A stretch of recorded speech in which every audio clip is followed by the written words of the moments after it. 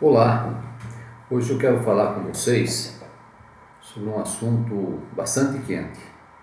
Quero falar sobre a questão do inferno de fogo. O tema desse vídeo será Inferno de Fogo, o espantalho da cristandade. Meu nome vocês já sabem, sou Pedro Calvache e gostaria de raciocinar um assunto bem palpitante, que é essa questão do inferno. Nós sabemos que o inferno de fogo, ele tem tirado a paz de muitas pessoas, tem judiado de muita gente sincera, que acredita nessa doutrina. Eu gostaria de começar contando aqui uma experiência que, esses tempos atrás, uma irmã me relatou. Essa irmã, ela já faz algum tempo um tratamento médico com um determinado profissional de saúde, e numa tarde que ela chegou ali para fazer a consulta de rotina, ela notou que havia uma Bíblia em cima da mesa do médico. E aí o médico disse o seguinte a ela: olha, Maria, antes de nós começarmos a nossa consulta, eu gostaria que você me mostrasse na Bíblia aquilo que você me mostrou algum tempo atrás.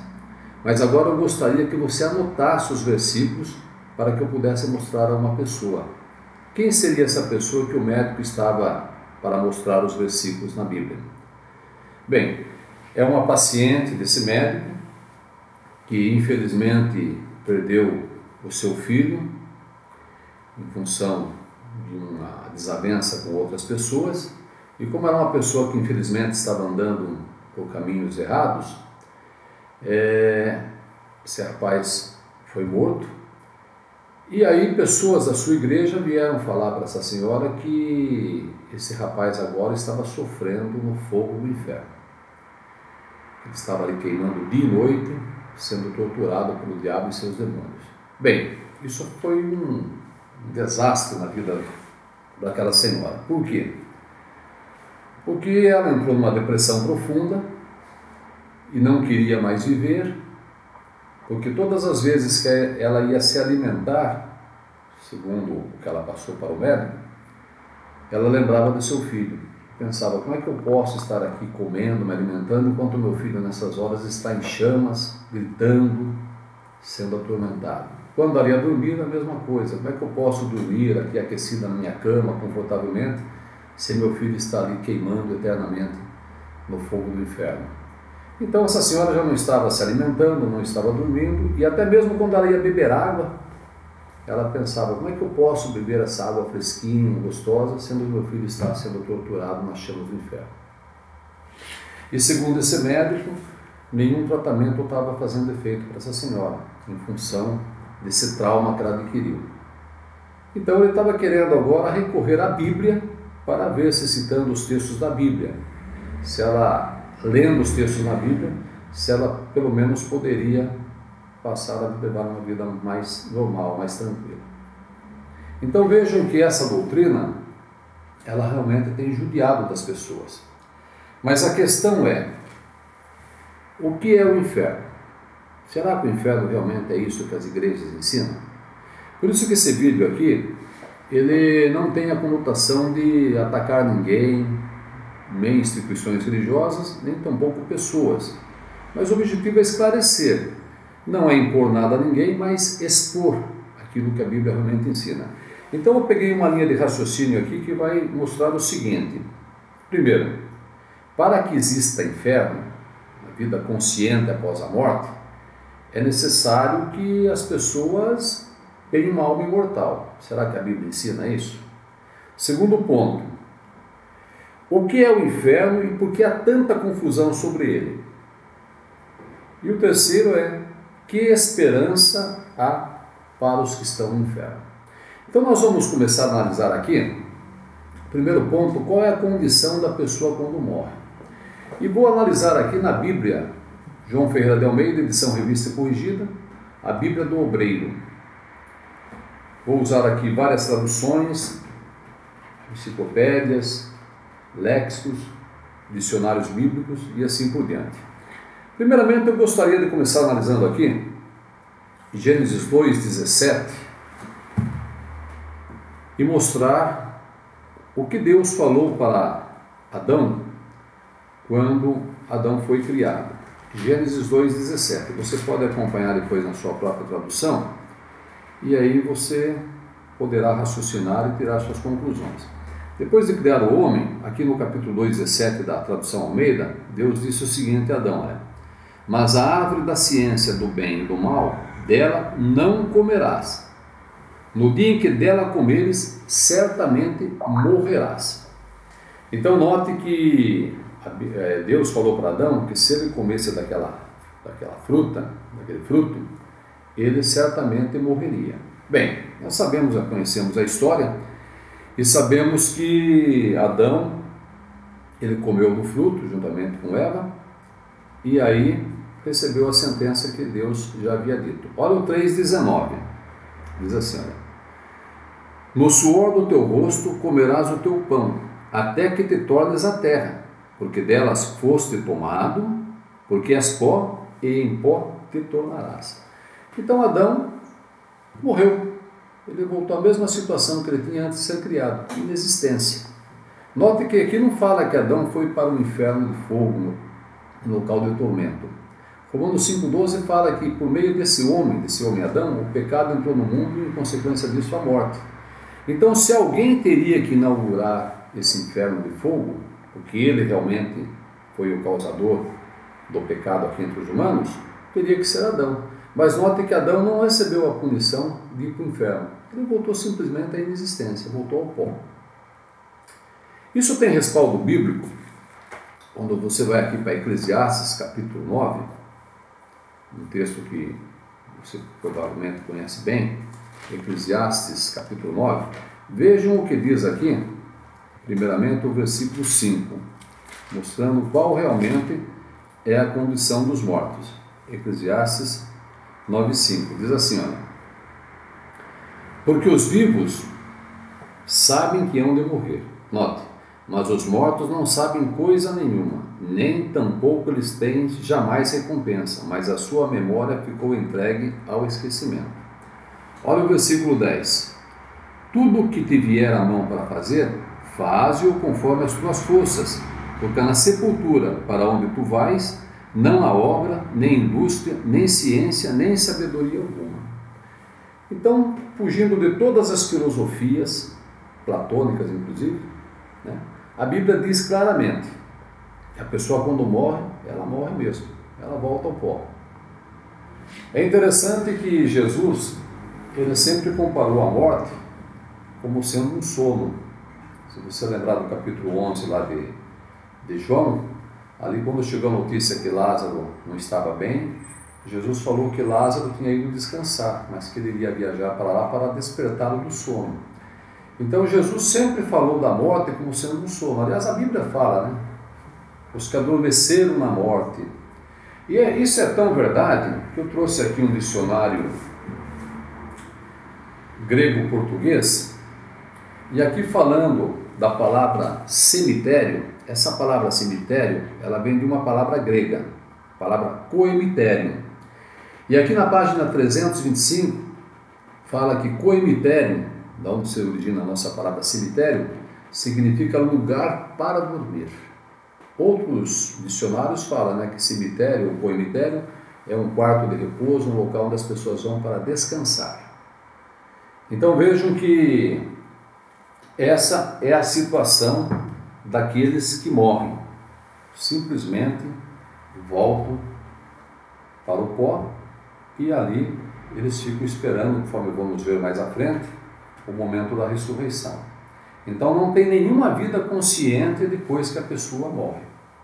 Alguns textos que podem até querer dar uma ideia disso, analisando dentro do contexto, por isso que é muito importante que se use a lógica, se use a cabeça quando você pesquisa a Bíblia.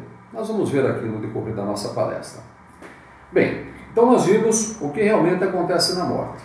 É até interessante uma experiência que ocorreu algum tempo atrás, quando um irmão nosso faleceu em São Paulo, e na hora que, depois do discurso fúnebre, o agente funerário com o seu ajudante foi lá fechar o caixão, e interessante as palavras que ele falou, Faz 35 anos que eu enterro pessoas aqui. É a primeira vez que eu vou realmente enterrar uma pessoa morta, porque todo mundo que morre aqui está vivo em algum lugar, Esse eu tenho certeza que era morto, porque eu uso o termo pastor, né? Porque o pastor, ao fazer a palestra aí, mostrou claramente que a pessoa, na morte, ela realmente deixa de existir. Então, isso é o que a Bíblia realmente ensina sobre os mortos. Então, o que é o inferno? Bem, a palavra inferno, ela na verdade não aparece na Bíblia. Por quê? Porque a palavra inferno vem da palavra infernos ou inferos, que significa parte inferior, local abaixo do solo. Por isso que é a palavra infernos, infernos ou inferno, conforme foi traduzida pela portuguesa. A palavra infernos ou infernos, ela, quando Jerônimo traduziu a Vulgata Latina, eu estou aqui com a Vulgata Latina, ele traduziu a palavra hebraica Sheol ou Seol, vamos portuguesar aqui, a palavra Seol, hebraico, Hades, grego, Geena, que tem uma outra conotação também, traduziu tudo por infernos, ou inferno. Então criou toda essa confusão que as pessoas hoje têm. Então note, Seol, Hades, Geena, Tártaro, tudo isso foi traduzido por inferno na Vulgata Latina. Agora, é interessante que essas palavras Seol, Hades, nos termos originais, ela significa a sepultura comum da humanidade. Alguém poderia dizer, não, mas isso não é verdade. Então, como já falei, a nossa palestra será inteiramente calcada na Bíblia. Eu gostaria que você que está me assistindo abrisse aqui no livro de Jó, 14, versículo 13. Se você tiver com a tradução ao meio da edição Revista e Corrigida, vai ser até mais fácil para você ver. Se você pegar aqui o capítulo 14, versículo 13 de Jó, você vai ler assim na Almeida, edição Revista e Corrigida. Tomara, note, que me escondesses na sepultura, e me ocultasses até que a tua ira se desviasse, e me pusesses um limite e te lembrasses de mim. Então note que Jó está pedindo para que Deus o escondesse na sepultura. Sepultura, grave bem. Em cima da palavra sepultura, pelo menos na tradução que estou usando aqui, Almeida, tem um número 5, pedindo para que o leitor examine o pé da página, porque ela vai dar a explicação dessa palavra no hebraico. Sepultura, hebraico, no Seol. Então você já sabe que Seol é a mesma coisa que sepultura. Volte para Jó capítulo 11. Agora aqui vai falar sobre a sabedoria de Deus. Aqui é Zofar que está dizendo isso. O versículo 8 do capítulo 11 de Jó diz assim, olha, falando da sabedoria de Deus. Como as alturas dos céus é a sua sabedoria, que poderás tu fazer? Mais profunda era do que o inferno. Que poderás tu saber? Então nota, agora aqui já fala que a sabedoria de Deus é mais profunda que o inferno. Em cima da palavra inferno tem um número 3, pedindo para que o leitor examine o pé da página. Aqui embaixo, Jó 11:8, número 3, hebraico Seol. Então note, Seol é traduzido por inferno e é traduzido aqui por sepultura. Agora, note que interessante, né? Por que ao traduzir a João Ferreira de Almeida, não se traduziu aqui também Jó pedindo para ser escondido no inferno? Ficaria difícil para aqueles que pregam o inferno de fogo, né? Mas note que a palavra Seol tanto se aplica a sepultura como inferno. Tanto que isso é verdade, que eu estou aqui com a tradução do Ei, o som do Ei, e aqui, em Jó 14:13, quando Jó fala lá para ser protegido, aqui usa, né? Que bom que me protegesses, né? Aqui aparece a palavra inferno. Então aqui nessa tradução Jó está pedindo para ser protegido no inferno. Mas espera um pouco, se o inferno é tudo isso que pregam, né? Como falaram para aquela senhora no início da nossa palestra aqui, que é um local de tormento, onde as pessoas ficam eternamente sendo queimadas ali e sofrendo. Jó já estava sofrendo, ele ia pedir ele para ser escondido, ser protegido num lugar pior ainda? É óbvio que não. Por quê? Porque Jó estava pedindo para que Deus o colocasse na sepultura, o protegesse na sepultura. E no devido tempo Deus o traria de volta numa ressurreição. Então, grave bem, tradução do Way, ela mostra Jó pedindo para ser protegido no inferno. Essa tradução católica aqui,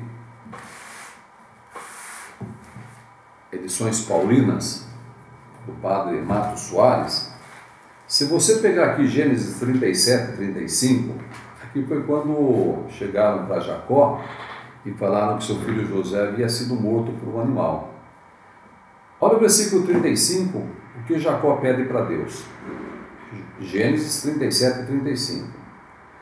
Tendo-se juntado todos os seus filhos para suavizarem a dor do pai, ele não quis admitir consolação, mas disse: chorando descerei para meu filho ao inferno, enquanto ele perseverava no pranto. Então aqui mostra Jacó pedindo para descer ao inferno junto com José. Será que José, um servo de Deus, estaria no inferno ali sendo atormentado por o diabo e seus demônios? Será que Jacó, um servo de Deus, aliás mais tarde deu o nome de Israel, a nação de Israel, em função do nome de Jacó, será que Jacó pediria para descer a esse local terrível junto do seu filho? É óbvio que não. A palavra que aparece aqui é a palavra Seol. E Seol, conforme sabemos, significa sepultura, ou infernos, ou infernos.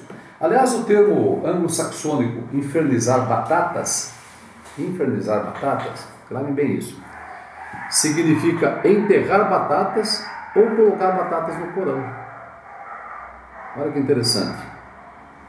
Então, mostrando que essa questão do inferno, é só a pessoa pesquisar um pouquinho que ela vai ver que realmente não tem nada a ver com aquilo que as pessoas ensinam. Eu estou com um livro aqui, Vida para Além da Morte, de Leonardo Boff, um frei muito respeitado, uma pessoa que luta para melhorar as vidas das pessoas. E aqui na página 88 eu achei interessante o que esse clérigo colocou, né? Aqui na página 88 ele coloca assim, olha: o inferno existe, mas não é aquele dos diabinhos com chifre. Aí ele fala assim, olha: se eu pudesse, anunciaria essa novidade. 2 pontos. O inferno é uma invenção dos padres, para manter o povo sujeito a eles. É um instrumento de terror escogitado pelas religiões para garantirem seus privilégios e suas situações de força. Se eu pudesse, anunciaria isso. E significaria certamente uma libertação para toda a humanidade. Mas não posso. Então vejam que esse clérigo aqui, muito estudioso, uma pessoa muito inteligente, muito sábio, ele coloca que o inferno é uma invenção dos padres para manter o povo sujeito a eles. Muita gente hoje leva uma vida terrível nas religiões de medo de ir para o inferno. Até é interessante que em certa ocasião, um irmão nosso, ele aqui numa cidade vizinha, Votorantim, ele dirigia estudo com um senhor, já de uma certa idade. Esse senhor era presbiteriano. Aliás, aqui vai um abraço para o pessoal da igreja presbiteriana, pessoas estudiosas, pessoas a quem eu respeito muito. Mas esse senhor começou a estudar a Bíblia com esse nosso irmão, que hoje está beirando uma casa dos 90 e poucos anos, né? Faz muito tempo isso. E numa certa noite o irmão chegou lá e encontrou aquele senhor bem arrumado, bem vestido. E esse senhor falou assim: olha, seu Núncio, eu disse: não é Núncio. Olha, seu Núncio, a partir de hoje nós não vamos estudar mais. Eu falei: mas por quê? Estava indo tão bem no estudo. Eu falei: não, aqui agora que o senhor me explicou direitinho o que é o inferno, né? Eu tinha muito pavor, muito medo, eu agora vou fazer tudo aquilo que eu sempre tive vontade de fazer, mas tinha medo que poderia ir para o inferno. Então, já que o inferno é a sepultura comum da humanidade, ali não há sofrimento, simplesmente só há sono e descanso, então eu agora vou começar a sair e me divertir. Então vejam, essa pessoa, nesse caso, servia a Deus por esse medo mórbido de ir para o inferno. Agora iria levar a vida que ele sempre teve vontade de levar, mas tinha medo não fazia isso por medo de ir para o inferno. ele deveria agora sim passar a adorar a Deus por amor e não por medo, né? Porque assim, Jeová adoram a Deus, procuram fazer as coisas corretas, não por medo de ir para o inferno, mas sim porque Deus merece. Adoramos a Deus por amor a Ele. Muito bem. Agora, algumas pessoas, né, até acreditam, eu estou aqui com um livreto da Congregação Cristã no Brasil, aliás, aqui vai também um abraço, um carinho, um abraço carinhoso ao pessoal da Congregação Cristã no Brasil, a quem eu tenho muito carinho e muito respeito, são pessoas maravilhosas e convivo muito com o pessoal da Congregação Cristã. E aqui nos pontos de doutrinas que da fé que uma vez foi dada aos santos, normalmente esse folheto está no apêndice do inário. Aqui na parte 4, diz o seguinte, olha: nós cremos na existência pessoal do diabo e de seus anjos, maus espíritos que junto a ele serão punidos no fogo eterno. E aí cita aqui Mateus 25:41. Se você pertence à Congregação Cristã no Brasil, você vai ver que isso aqui está no apêndice do seu inário. E o texto aqui é Mateus 25:41. Vamos ver o que diz Mateus 25:41 aqui na Bíblia. E depois vamos ver o que significa essa expressão fogo eterno. Então, Mateus 25:41 diz assim, olha: então dirá também aos que estiverem à sua esquerda: apartai-vos de mim, malditos, para o fogo eterno, preparado para o diabo e seus anjos. Será que essa expressão fogo eterno, ela quer dizer literalmente que existe um fogo que nunca apaga? Coloque sua fita nesse texto e vamos aqui para Judas 7. Judas é o penúltimo livro da Bíblia, né? Um capítulo só, está antes do Apocalipse. Se você pegar Judas 7, você vai ver assim, olha: assim como Sodoma e Gomorra e as cidades circunvizinhas, que havendo se corrompido como aqueles ido após outra carne, notem, foram postas, por exemplo, sofrendo a pena do fogo eterno. Aqui diz que Sodoma e Gomorra e as cidades circunvizinhas sofreram a punição do fogo eterno. Você acredita que Sodoma e Gomorra está queimando até hoje? Os estudiosos, grande parte dos estudiosos, acham que a região onde estava Sodoma e Gomorra hoje é o Mar Morto. Então, em vez de ter fogo lá, Sodoma e Gomorra está debaixo de água. Mas por que usa a expressão fogo eterno? Porque ela foi destruída para sempre. Então, fogo na Bíblia, quando fala fogo eterno, muitas vezes tem a conotação de uma destruição eterna. Ah, mas é você que está falando. Então, vamos deixar que Jesus confirme isso. Lucas 17, versículos 29. Eu vou usar esse texto aqui. Essa tradução fala consumiu, mas eu vou usar a tradução Almeida baseada nos melhores textos, em hebraico e grego. Veja o que aconteceu com aquelas pessoas de Sodoma e Gomorra, segundo as palavras agora de Jesus. Aqui você viu que Judas, irmão de Jesus, falou que Sodoma e Gomorra sofreu a punição do fogo eterno. Agora, Jesus, aqui em Lucas 17, 29, ele fala o que aconteceu com aquelas pessoas. Olha. Diz assim, olha: mas no dia em que Ló saiu de Sodoma, choveu do céu fogo e enxofre, e os destruiu a todos. Então, note, Jesus está dizendo que Ló saiu de Sodoma, aí Jeová mandou fogo e enxofre do céu e destruiu a todos. Então, quando a Bíblia fala de fogo eterno, temos que analisar o contexto. Então, fogo eterno significa destruição eterna. A pessoa nunca mais vai voltar. Interessante que no mesmo folheto aqui, eu gostaria de analisar o contexto do folheto, né? Aqui ele cita o Mateus 25:41. Mas eu quero analisar também o Mateus 25:46. 25:46 não está aqui, só está o 25:41. Mas olha o 25:46, aqui na própria tradução Almeida, É interessante a colocação que se faz aqui. O pessoal da Conexão Cristã são pessoas tementes a Deus, conheço, pessoas bondosas, e eles levam muito a sério aquilo que eles leem na Bíblia, aquilo que os cooperadores e os anciãos ali falam. Olha o 46 aqui na tradução Almeida, falando aqui daqueles que não fizeram o bem aos irmãos de Cristo, né? Então o 46 na Almeida fala assim, olha, aqueles que não fizeram bem para os irmãos de Cristo irão estes para um tormento eterno, mas os justos para a vida eterna. Então aqui contrasta justos para a vida eterna e os ímpios para o tormento eterno. É interessante que a tradução Almeida, já fiz um vídeo falando da tradução Almeida e comparando com a tradução do mundo, ela peca muito em textos, acrescenta textos, coloca palavras que não tem no texto original. Porque se você pegar a tradução do Novo Mundo, você vai encontrar, olha, estes partirão para o decepamento eterno, mas os justos para a vida eterna. Então, em vez de tormento eterno, a tradução do Novo Mundo coloca decepamento eterno. Qual está certo? Para que aqui tivesse tormento eterno, a palavra para tormento é basanos. Perceberam? Basanos.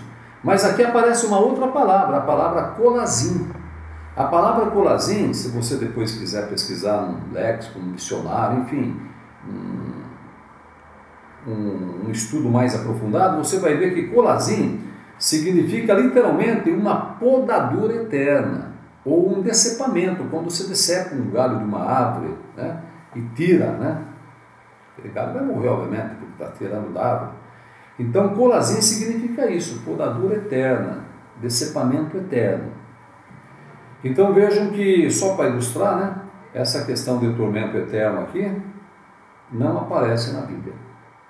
Castigo eterno também, uma tradução que muitas usam, também não é correto. O correto aqui é decepamento eterno. Se alguém quiser comprovar isso, é só pegar qualquer dicionário, léxico da cristandade aí, e vai ver que a tradução do Novo Mundo realmente, olha, tem que criticar muito ela para que as pessoas não tenham acesso a ela, porque quando a pessoa tem acesso à tradução do mundo e estuda e pesquisa, nunca mais vai querer usar uma outra tradução. E mesmo que use outra tradução, vai usar a tradução do Novo Mundo como referência para ver se aquilo realmente está correto. Muito bem. Então, o que vai acontecer com o diabo, com os demônios, com respeito ao seu destino? Bem, aqui, vou pegar uma outra tradução, agora ao meio da edição revista e atualizada, e vou ler aqui Hebreus capítulo 2, versículo 14. Almeida fala a mesma coisa, só que usa outras palavras, mas eu gosto de usar as palavras que realmente aparecem. Hebreus 2,14 é falando do poder de Jesus com respeito ao diabo e os demônios. Diz assim, Hebreus 2,14: pois visto que os filhos têm participação comum de carne e sangue, destes também, no caso de Jesus, ele igualmente participou. Note, para que por sua morte destruísse aquele que tem o poder da morte, a saber, o diabo. Então o diabo vai ser destruído por Jesus. Ele não vai ficar lá em tormento, ele vai ser destruído. É óbvio que ele deve estar muito atormentado, desde já, porque sabe o que o espera. Os demônios também sabem.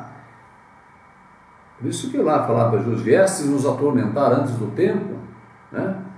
Por quê? Porque eles sabem que serão destruídos. Se você aqui para 2 Tessalonicenses, capítulo 2, versículo 8, diz assim, olha, 2 Tessalonicenses 2,8, tradução Almeida, edição revista atualizada. Então será de fato revelado o iníquo, a quem o Senhor Jesus matará com o sopro da sua boca, e o destruirá pela manifestação da sua vinda. Novamente aparece aqui a questão da destruição. Nunca de ficar lá sofrendo assim por diante. Bem, então, o que é que vai acontecer com o inferno, com a morte e com os demônios, o diabo? Vai para Apocalipse capítulo 20. Você vai ver o que vai acontecer com a morte, o inferno. Se esse vídeo ficar um pouco longo, você pode assistir ele por etapa. Assiste 10 minutos, grava ali, depois volta a assistir novamente e assim por diante. Então nós já vimos que o diabo ele vai ser destruído.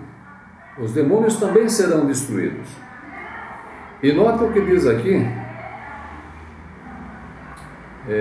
o capítulo 20, primeiro vamos ler aqui o 13. Apocalipse 20, versículo 13, diz assim, olha: E deu ao mar os mortos que nele havia, e a morte e o inferno deram os mortos que neles havia. Então vejam bem, o mar devolveu os mortos, né? O inferno devolveu os mortos, e o que aconteceu com a morte e o inferno? Então diz que, continuando fala, e foram julgados cada um segundo as suas obras. Então pera um pouco, se quem vai para o inferno já é julgado, por que fala que o inferno vai devolver essas pessoas para que eles sejam julgados? Embora esse seja um outro assunto, entra até na questão do milênio aqui, mas fica meio contraditório. Se quem vai para o inferno já está julgado, mas aqui fala que o inferno vai devolver essas pessoas para serem julgadas. Mas o que eu quero destacar é o 14, olha. E a morte e o inferno foram lançados no lago de fogo. Espera um pouco, a morte é um estado, diz que ela é lançada no lago de fogo. O inferno, conforme podemos ver, também é uma sepultura, é a sepultura comum da humanidade. Por que a morte e o inferno então são lançados no lago de fogo? Se você que acredita que o inferno já é o fogo, mas aqui fala que ele é lançado no lago de fogo. Aí explica, esta é a segunda morte. Bem, a Bíblia fala do tempo em que não vai ter mais morte. Você não vai ter mais morte? É óbvio que não vai ter mais sepultura. Só existem sepulturas porque as pessoas morrem. Se as pessoas não irão morrer mais, segundo fala Apocalipse 21:3, né? O 21:3 e 4, então não tendo mais morte, não tem mais sepultura. Então é como se fossem lançados no lago de fogo, ou seja, serão destruídos para sempre. Mas agora eu gostaria de analisar aqui, porque você que acredita no inferno de fogo, talvez você fale, mas ele está fugindo lá de Lucas 16, e a parábola do rico e do pobre, do mendigo lá. Então eu gostaria de analisar aqui brevemente a parábola do rico e Lázaro. Está no capítulo 16 de Lucas, começa no versículo 19. Primeiramente eu quero analisar essa parábola aqui, como as pessoas que acreditam no inferno acreditam, de maneira literal. Então vou ler o 19 aqui, olha. Ora, havia um homem rico e vestia-se de púrpura e de linho finíssimo, e vivia todos os dias regalados e esplendidamente. Ouvindo. E havia também um certo mendigo chamado Lázaro, que jazia cheio de chagas à porta daquele. Ele desejava alimentar-se com as migalhas que caíam da mesa do rico, e os próprios cães vinham lamber-lhe as chagas. Aí fala o 22 que aconteceu que o mendigo morreu e foi levado pelos anjos para o seio de Abraão. Morreu também o rico e foi sepultado. Note que agora aqui no 23 aparece a palavra Hades. E no Hades ergueu os olhos estando em tormentos, e viu ao longe Abraão e Lázaro no seu seio. E chamando disse, Abraão, meu pai, tem misericórdia de mim e manda Lázaro que more na água a ponta de seu dedo e me refresque a língua, porque estou atormentado nessa chama. Disse, porém, Abraão, filho, lembra-te do que recebestes os teus bens em tua vida, e Lázaro somente males, e agora este é consolado e tu atormentado. E além disso está posto um grande abismo entre nós e vós, de sorte que os que quisessem passar daqui para vós, não poderiam, nem tampouco os de lá passar para cá. Vamos parar aqui. Vamos pegar isso literalmente como a cristandade acredita. Bem, qual é o pecado do rico? Aqui diz que ele comia bem, se vestia bem, mas não é isso que as igrejas pregam hoje? Que tem até a teologia da prosperidade. Se você está bem, então Deus está abençoando. Se você não está muito bem, Deus está afastado de você. É isso que muitas organizações religiosas pregam. Então Lázaro aqui, se formos pegar literalmente, ou melhor, o rico, ele comia bem e se vestia bem. Qual é a qualidade aqui do mendigo chamado Lázaro? Aliás, Lázaro significa Deus ajudou. O que ele fazia de bem? Aqui só diz que ele mendigava. Então, se formos pegar literalmente, pode-se provar que o rico era mais justo do que Lázaro. Como? Salmo 37, 25. Vai para o Salmo 37, 25. Se formos pegar literalmente, olha o Salmo 37, 25. Você talvez até já conheça o argumento. Alguns irmãos já estão usando esse argumento na internet. É um argumento que nós usávamos muito em palestra na década de 80, de 70, né? Hoje na internet já estão usando esse argumento.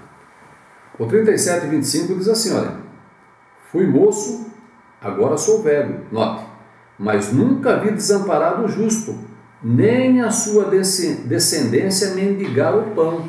Espera um pouco, então se ali for literal, Davi está falando que ele foi velho, foi moço, ficou velho, mas não viu o justo desamparado, nem a sua descendência mendigando o pão.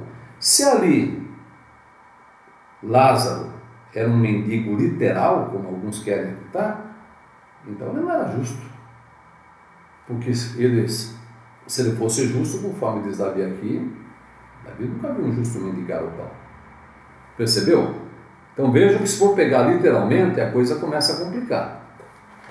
Vamos voltar novamente. Qual é a palavra grega que é usada aqui para mendigo? A palavra aqui é a palavra pitokos. Pitokos pode ser traduzida, conforme Mateus 5,3, como alguém pobre de espírito. Então uma pessoa, não pobre literalmente, mas pobre em sentido espiritual. Olha o 5,3 aqui, olha. Bem-aventurados os pobres de espírito, porque deles é o reino dos céus. A palavra aqui é pitokos. A palavra pitokos significa alguém que tem consciência de que precisa adquirir espiritualidade. Tanto que isso é verdade, que essa palavra aparece também aqui em Apocalipse, a palavra pitokos, no capítulo 3, olha aqui Apocalipse 3. Vejam o versículo 17. Diz assim, olha, falando aqui da congregação de Laodiceia. Como dizes, sou rico e estou enriquecendo, e nada tenho falta. E não sabes que és um desgraçado, miserável, pobre, cego e nu. A palavra aqui, pobre, é a palavra pitokos. Então Jesus está dizendo ao pessoal daquela congregação, olha, vocês acham que são ricos, mas vocês são pobres. Por quê? Talvez se julgassem ricos em sentido material, mas Jesus está falando aqui da pobreza espiritual que eles eram. Perceberam? Pitokos, grave bem essa palavra. Pode ser aplicada, dependendo do contexto, em alguém pobre em sentido espiritual. Será que esse era o caso aqui do mendigo aqui de Lázaro?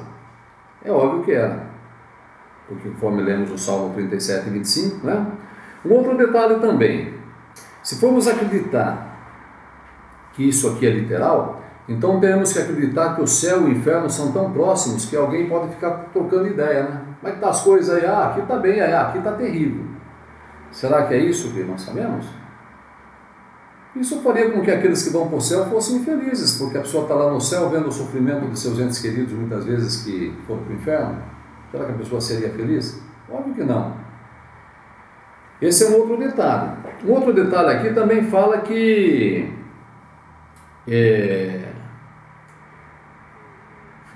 aqui no 26 fala que havia um grande abismo entre eles. Abismo nós sabemos que significa os julgamentos de Deus.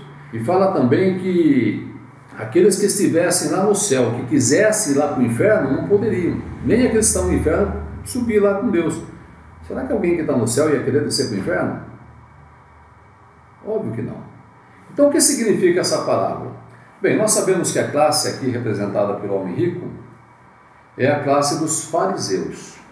Os fariseus eram pessoas avarentas, materialistas. Então aí Jesus deu uma pegada no pé deles, né? Quando fala do homem rico. A classe pobre, simbolizada aqui pelo nome de Lázaro, aliás, Lázaro, como falei, significa Deus ajudou, era aquela classe que os fariseus rejeitavam. Esse povo é um povo amaldiçoado, esse povo não conhece a lei. Eles desprezavam a classe pobre. Então houve uma inversão de valores. Aquela classe que comia migalhas em sentido espiritual, porque os fariseus eram os que detinham os rolos ali dos profetas. Lucas 4 fala que quando Jesus entrou lá na sinagoga, ele pegou o livro do profeta Isaías. Então mostrando que o pessoal mais humilde, só para ter acesso a esses rolos, tinha aqui na sinagoga. E essas pessoas humildes, eles eram alimentadas com migalhas, como acontece hoje em muitos lugares, onde as pessoas, né, são alimentadas com migalhas. Conversei recentemente com um rapaz que fez 4 anos de teologia, e quando citei o livro de Romanos para ele foi procurar em Levítico, Deuteronômio. Eu falei para o irmão do lado, ajuda ele a achar o livro aí. Mas ele está procurando aqui em Levítico, então ajuda. 4 anos de teologia, né? Dirigi estudo para 2 pastores aí, casal. E quando foram a primeira vez no Salão do Reino, não sabiam achar os textos da Bíblia. Tinha um garotinho do lado que dava a Bíblia para eles.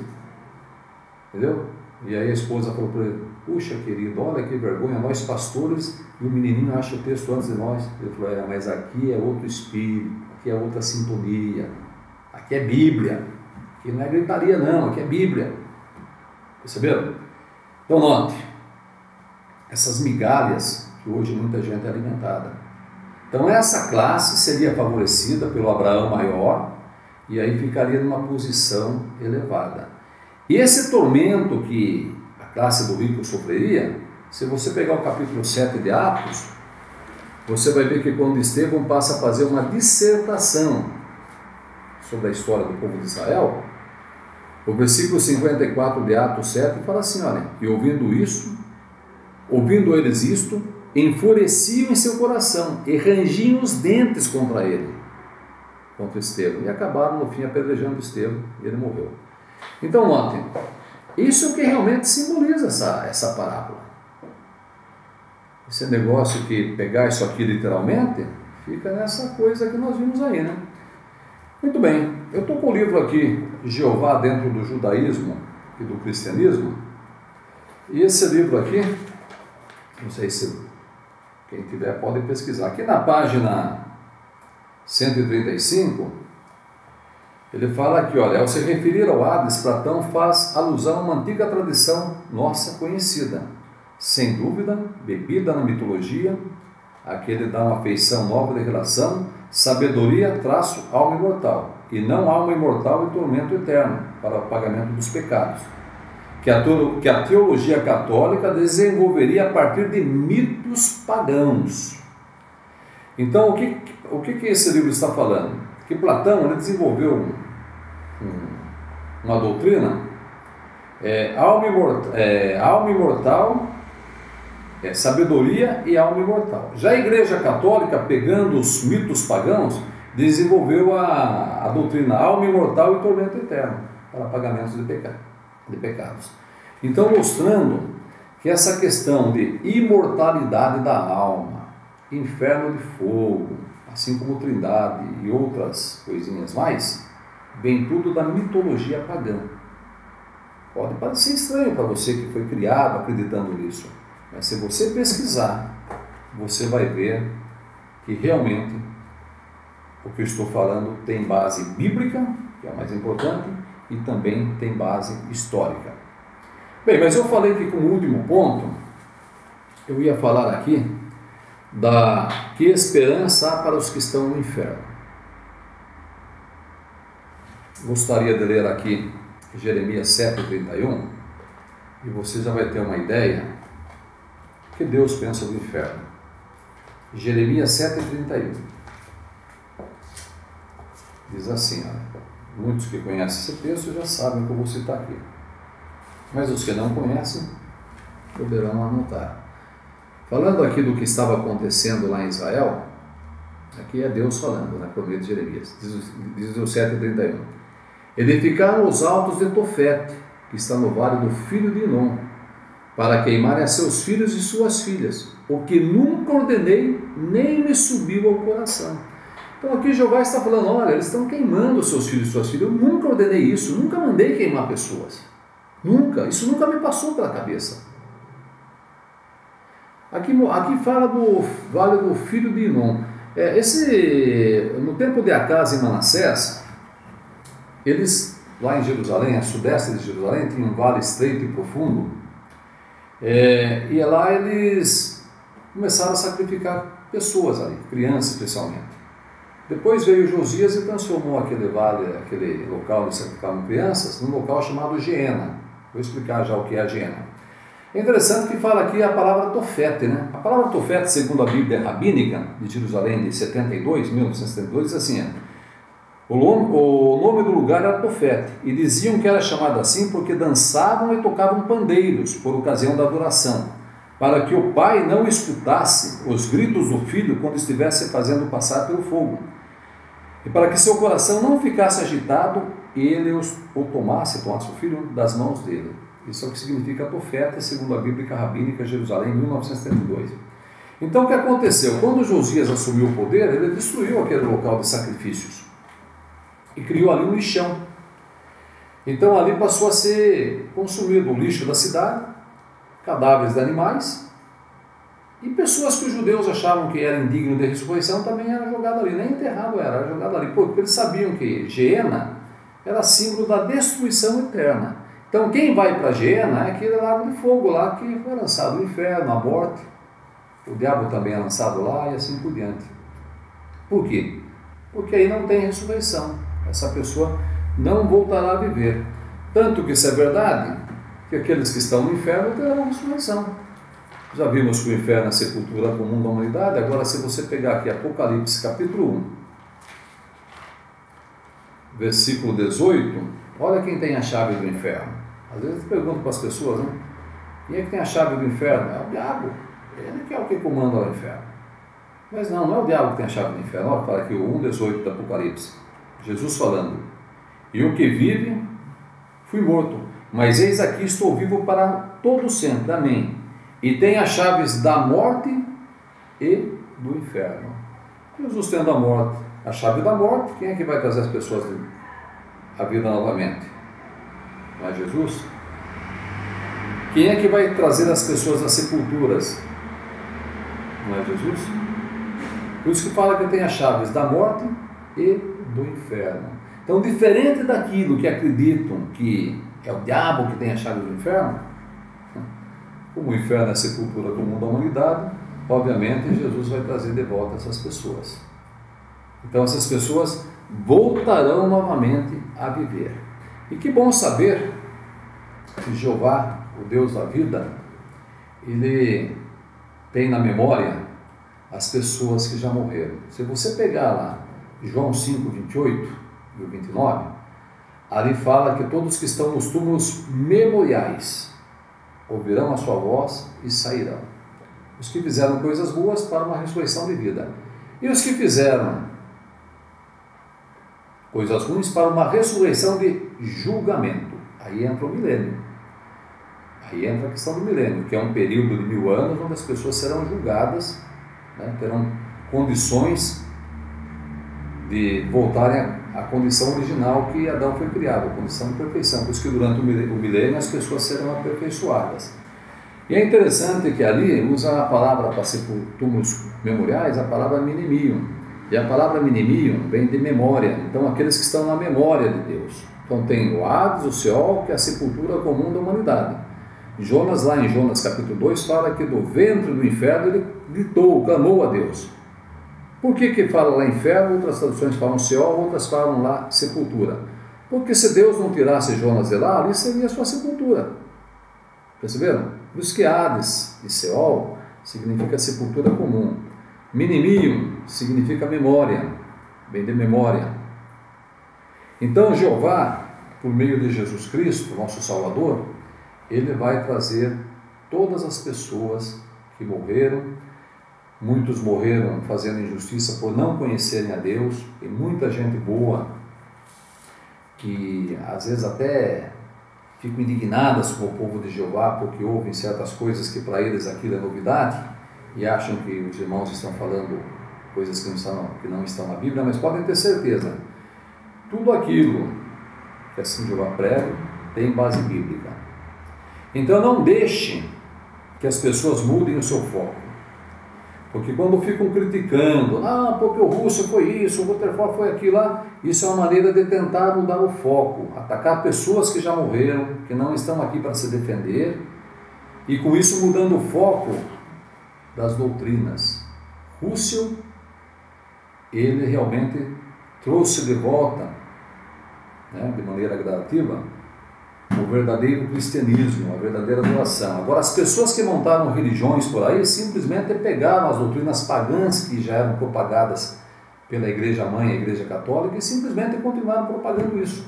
Então ficam agora atacando esses homens que não estão aqui para se defender, para mudar o foco das doutrinas. Doutrinas como imortalidade da alma, inferno de fogo, trindade, que a terra vai ser destruída e que quem é mau vai para o inferno, e quem é bonzinho vai para o céu, e assim por diante. Então procure dar atenção para as testemunhas de Jeová quando baterem na sua casa. Não discuta.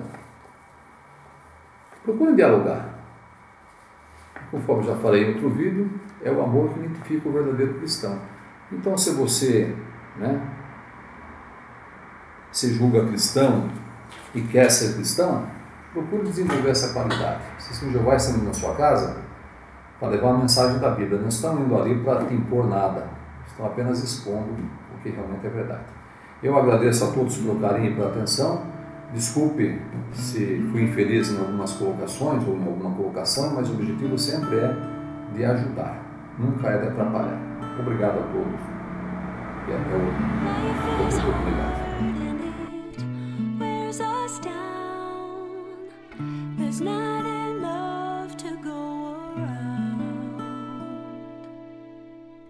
Close my